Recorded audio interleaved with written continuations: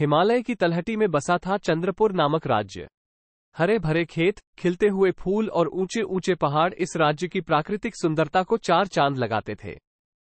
चंद्रपुर की रानी चंद्रकला न सिर्फ अपनी अप्रतिम सुंदरता के लिए जानी जाती थी, बल्कि उनके कला प्रेम की ख्याति दूर दूर तक फैली हुई थी। उनके राज्य में संगीत और नृत्य का विशेष महत्व था। हर शाम महल के प्रांगण में संगीत की महफिल सजती थी। वहां जाने माने गायक अपने मीठे स्वरों से समा बांधते, वादक अपने वाद्य यंत्रों से मधुर ताल देते और खूबसूरत नर्तकियां अपने नृत्य से सबका मन मोह लेती। संगीत की ये शामें चंद्रपुर की पहचान बन चुकी थी।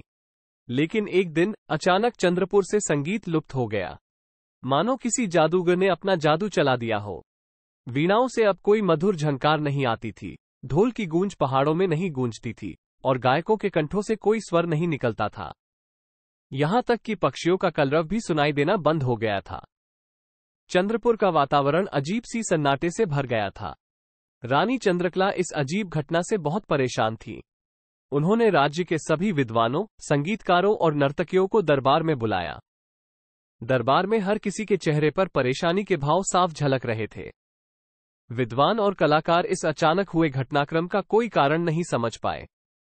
महल का प्रांगण, जो पहले संगीत और नृत्य की धुनों से गूंजता था, अब सन्नाटे में डूबा हुआ था। रानी चंद्रकला उदास होकर अपने कक्ष में लौट गईं। उनके मन में सवाल था कि आखिर हुआ क्या है। उस रात रानी चंद्रकला को एक विचित्र सपना आया। सपने में उन्हें एक दिव्य प्रकाश से घिरी हुई बूढ़ी महिला दिखाई दी। महिला के चेहरे पर दिव्य चमक थी और उसकी आंखों में गहरा ज्ञान झलक रहा था। महिला ने रानी से कहा, रानी चंद्रकला, तुम चिंता मत करो। तुम्हारे राज्य का संगीत एक जादुई पंछी के पास चला गया है। उस पंछी का नाम स्वर सारिका है। ये पंछी अपने गीतों में सभी संगीत के मधुर स्वरों को समेटे रखता है। इसकी वजह से जहां भी यह पंछी जाता है, वहां का सारा संगीत लुप्त हो जाता है। तुम इस पंछी को ढूंढो और उससे तुम्हारा संगीत वापस ले आओ। सुबह उठने के बाद रानी चंद्रकला को सपना साफ याद था। उन्हें लगा मानो सपने में दिखाई देने वाली महिला कोई देवी थी और उन्होंने ही उन्हें रास्ता दिखाया है।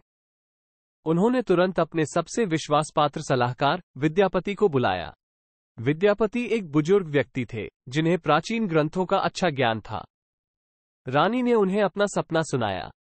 विद्यापति ने सिर झुकाते हुए कहा, महारानी, आपका सपना सत्य हो सकता है। प्राचीन ग्रंथों में भी स्वर सारिका पंछी का उल्लेख मिलता है। ये पंछी स्वर्गलोक का माना जाता है।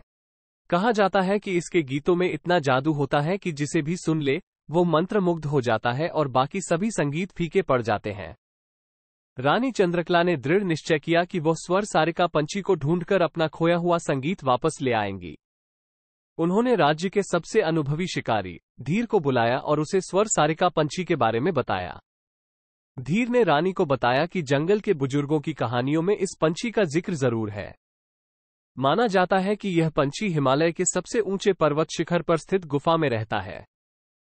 कुछ दिनों की तैयारियों के बाद रानी चंद्रकला एक छोटे से दल के साथ राज्य से निकल पड़ी।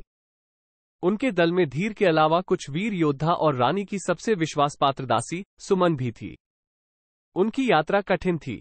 रास्ते में उन्हें घने जंगलों, पानी का तेज बहाव वाली नदियों और खतरनाक पहाड़ों को पार करना पड़ा। जंगली जानवरों का सामना करना भी उनकी यात्रा का एक हिस्सा था। रानी चंद्रकला हार मानने वाली नहीं थी। वह हर चुनौती का डटकर सामना करती थी। कई हफ्तों की कठिन यात्रा के बाद रानी चंद्रकला का दल हिमालय के शिखर पर पहुंच गया। वहां बर्फ से ढकी चोटियां और तेज हवाएं उनका स्वागत कर रही थीं। धीर ने रानी को बताया कि गुफा शिखर के उस पार स्थित घने जंगल में कहीं छिपी हुई है। रानी और उनके दल को जंगल पार करना था। जंगल भी कम खतरनाक नहीं था। जहरीले सांप, भूखे बाघ और घने पेड़ों का जाल उनके रास्ते में रोड़े अटकाते थे। रानी की हिम्मत और धीर के अनुभव से उनका दल धीरे धीरे आगे बढ़ता रहा। आखिरकार कई दिनों की खोज के बाद उन्हें एक विशाल गुफा का मुंह दिखाई दिया। रानी चंद्रकला जानती थी कि यही वो गुफा है जहां स्वर सारिका पंछी रहता है। उन्होंने अपने दल को सतर्क रहने का आदेश दिया और अकेले ही गुफा के अंदर जाने का फैसला किया। गुफा के अंदर अंधेरा था और हर तरफ अजीब सी आवाजें गूंज रही थी। रानी ने मशाल जलाई और धीरे धीरे आगे बढ़ी। कुछ देर बाद उन्हें गुफा के सबसे अंदरूनी हिस्से में एक चमकदार रोशनी दिखाई दी। रोशनी के पास ही एक सुंदर पिंजरे में रंगीन पंखों वाला पंछी बैठा हुआ था। वही था स्वर सारिका पंछी। रानी चंद्रकला धीरे से पिंजरे के पास पहुंची। पंछी ने उन्हें देखा और अपने खूबसूरत स्वर में गाना शुरू कर दिया। रानी को लगा मानो सारे संगीत के सुर उसी पंछी के गले से निकल रहे हैं। पंछी का गाना इतना मधुर था कि रानी मंत्रमुग्ध होकर उसकी तरफ देखती रही। रानी चंद्रकला पंछी के गाने में खोई जा रही थी, लेकिन उन्हें याद आया कि चंद्रपुर का संगीत इसी पंछी के पास कैद है। उन्होंने गहरी सांस ली और खुद को संभाला। उन्हें इस पंछी को चंद्रपुर ले जाना था, पर वो जानती थी कि जबरदस्ती से कुछ हासिल नहीं होगा। उन्होंने धीरे से पिंजरे के पास बैठकर वीणा निकाली और उसे बजाना शुरू किया। रानी ने एक ऐसा मधुर राग छेड़ा जिसने स्वर सारिका का ध्यान खींच लिया। पंछी गाना बंद करके रानी की तरफ देखने लगा। रानी ने अपने राग में चंद्रपुर के खेतों की हरियाली, पहाड़ों की ऊंचाई, नदियों की कलकल धारा और वहां के लोगों की खुशी का वर्णन किया। धीरे धीरे स्वर सारिका के गीत में भी बदलाव आने लगा। अब उसके गले से चंद्रपुर की धरती की ही धुनें निकलने लगी। रानी ने इसे अपना मौका समझा और अपने राग में चंद्रपुर के खोए हुए संगीत को बुनना शुरू कर दिया। स्वर सारिका ने रानी के राग का जवाब दिया और दोनों मिलकर ऐसा मधुर संगीत रचने लगे जिसने गुफा की दीवारों को भी कंपा दिया। कुछ देर बाद स्वर सारिका का गाना बदल गया। अब उसके स्वरों में उदासी झलक रही थी। रानी समझ गई कि पंछी अकेलापन महसूस कर रहा है। उन्होंने पंछी को समझाया कि चंद्रपुर में उसका स्वागत है और वहां रहने वाले संगीतकार उसके संगीत से सीखकर और भी बेहतर संगीत रच सकेंगे। स्वर सारिका को रानी की बातों में सच्चाई लगी। उसने अपने पिंजरे का दरवाजा खोल दिया। रानी चंद्रकला खुश होकर पंछी को अपने हाथ पर बैठा लिया।